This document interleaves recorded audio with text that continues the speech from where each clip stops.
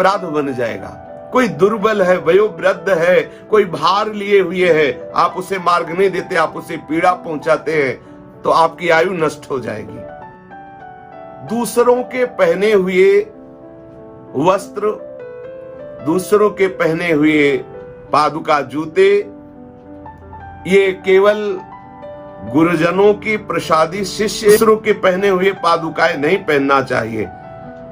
और अमावस्या, पूर्णिमा, चतुर्दशी, अष्टमी, एकादशी आदि तिथि को गृहस्थ को भी समागम नहीं करना, स्त्री समागम नहीं करना चाहिए, स्त्री सहवास नहीं करना चाहिए, ब्रह्मचर्य से रहना चाहिए।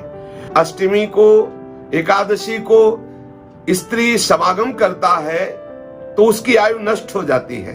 दूसरों के हृदय को बेधे ऐसे कभी वचन न बोले,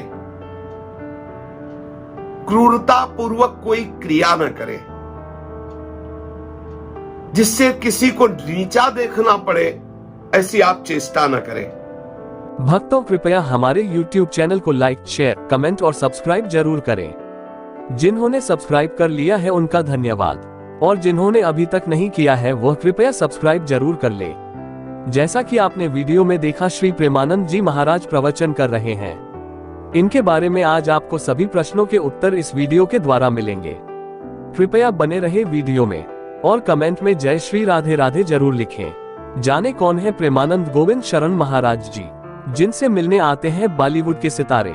प्रेमानंद महाराज जी को तो आप जानते ही होंगे, जो कि वृंदावन में राधा रानी का भजन कीर्तन करते हैं। इसी के साथ आज के समय में सभी प्रकार के प्राणियों को भजन मार्ग के द्वारा मोक्ष प्राप्ति का ज्ञान दे रहे हैं। आज हम संत महाराज श्री प्रेमानंद जी के जीवन के बारे में जानेंगे। प्रेमानंद महाराज का जीवन परिचय। प्रेमानंद जी महाराज बायोग्राफी। प्रेमानंद महाराज जी का जन्म उत्तर प्रदेश के कानपुर में स्थित सरसोल गांव नामक एक ब्राह्मण परिवार में हुआ। इनके बचपन का नाम अनिरुद्ध कुमार पांडे है। इनके पिता का नाम श्री शंभू पांडे तथा माता का नाम श्रीमती रामा देवी है। प्रेमानंद जी के दादाजी ने संन्यास ग्रहण किया था और पिताजी भी भगवान की पूजा करते थे। प्रेमानंद महाराज जी बताते हैं कि उनके बड़े भाई प्रतिदिन शाम के समय भगवत पाठ करते थे, जिसे पूरा परिवार बैठकर सदैव सुनता था। इन्हीं सब बातों का प्रभाव प्रेमानंद जी के जीवन पर पड़ा और उन्होंने 5वीं कक्षा से ही गीता पढ़ना शुरू कर दिया। धीरे धीरे उन्हें आध्यात्मिक ज्ञान की जानकारी होने लगी और वह उसकी तरफ आकर्षित होने लगे।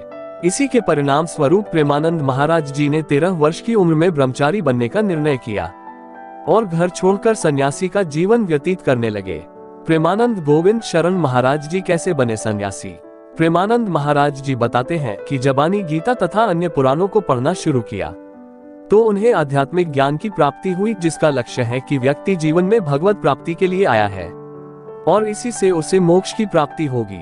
प्रेमानंद जी को लगने लगा कि उन्हें जो स्कूलों में पढ़ाया जाता है उससे व्यक्ति जिस कार्य के लिए आया है उसकी प्राप्ति नहीं होती है, इसीलिए स्कूली शिक्षा मेरे लिए किसी कार्य की नहीं है, जिसके कारण प्रेमानंद महाराज जी ने अपने बाबा की तरह संन्यास ग्रहण कर लिया। जब इन्होंने सन्यासी जीवन की शुरुआत की तब प्रेमानंद जी का नाम आनंद ब्रह्मचारी रखा गया।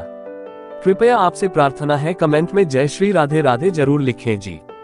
प्रेमानंद गोविंद शरण महाराज जी की तपोस्थली कहाँ है? प्रेमानंद गोविंद शरण महाराज जी सन्यासी बनने के लिए घर छोड़कर वाराणसी आ गए। यहीं पर उन्होंने सन्यासी का जीवन व्यतीत करना प्रारंभ किया।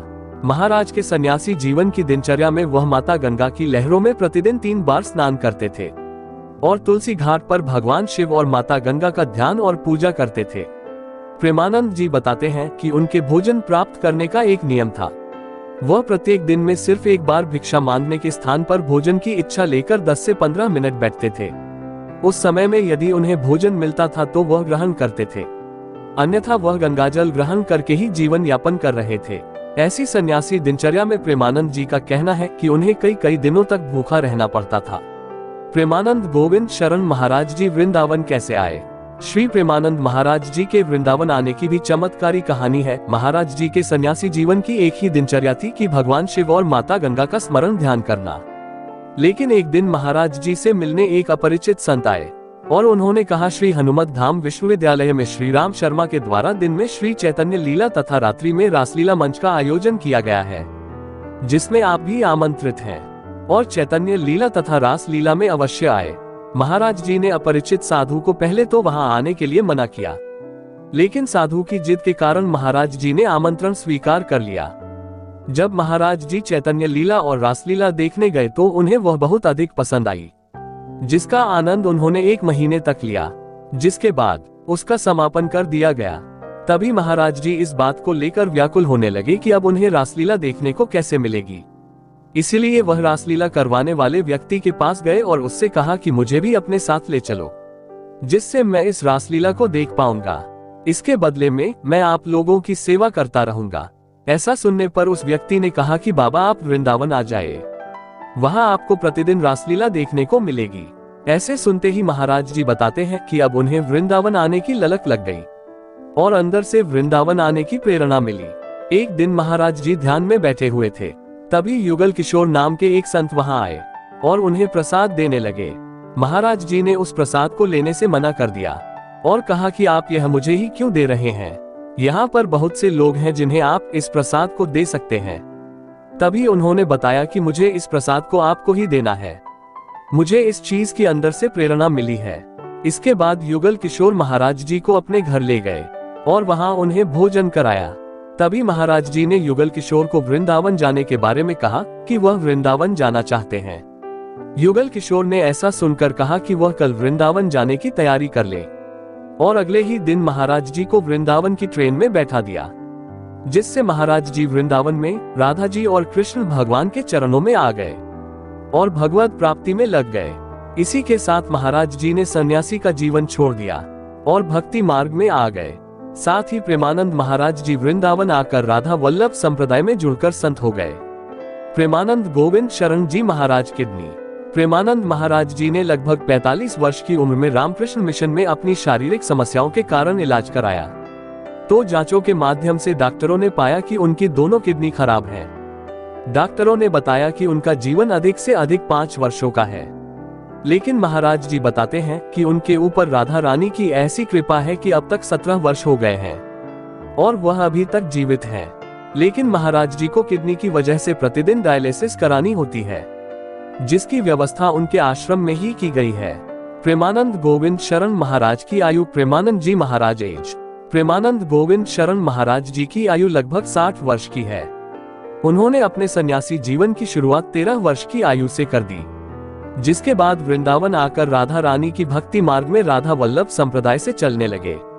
आप सभी से हाथ जोड़कर प्रार्थना है कि कमेंट में जय श्री राधे राधे जरूर लिखें जी। प्रेमानंद जी महाराज वृंदावन।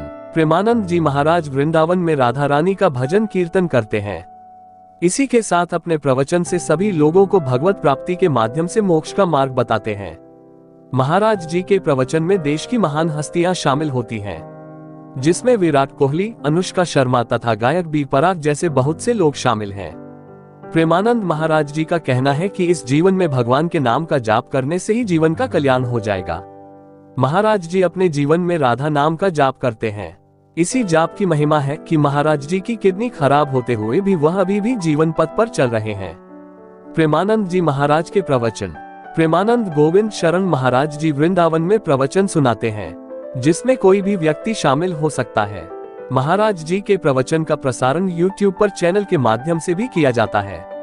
महाराज जी के सत्संग प्रवचन सुबह के 4:30 साढ़े 5 समय तक की अवधि में होते हैं। इसी के साथ एकांतिक वार्तालाप का समय सुबह 6:30 से 7 बजे तक का है। प्रेमानंद जी महाराज का आश्रम पता। श्री प्रेमानंद महाराज जी का वृंदावन में आश्रम है, जिसमें जाकर व्यक्ति महाराज जी से मिल सकता है और उनके प्रवचनों को भी सुन सकता है।